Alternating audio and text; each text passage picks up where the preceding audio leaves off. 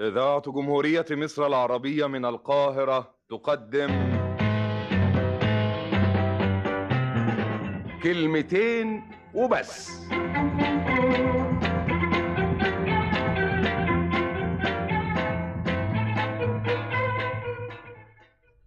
في ظاهرة غريبة يلاحظها أي حد ماشي في الشارع.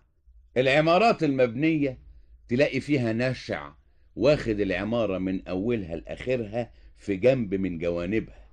تستعجب، يتهيألك إن النشع ده صورة مرسومة بالزيت.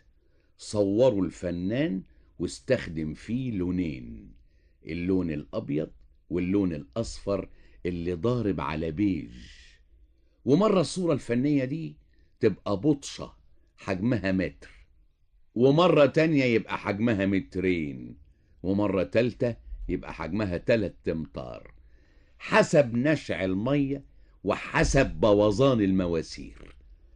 كل العمارات كده، حكومة أو قطاع خاص، شركة أو مؤسسة، بيت أو مصالح، كله في الهوا سوا، كله بيخر وكله مبطش وكله مبقع.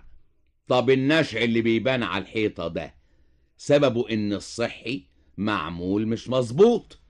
تسأل، مش حاجة غريبة ان الصحي كله يبقى معمول مش مظبوط؟ يقول لك حاجة غريبة، بس مساواة، والمساواة في الظلم عدل. يعني في عدل، كل العمارات مبطشة ومبقعة، حتى العمارات الطويلة اللي على النيل مرسوم عليها النشع من أول دور للدور 20. مفيش حد أحسن من حد. طب ليه الصحي مش مظبوط في بلدنا؟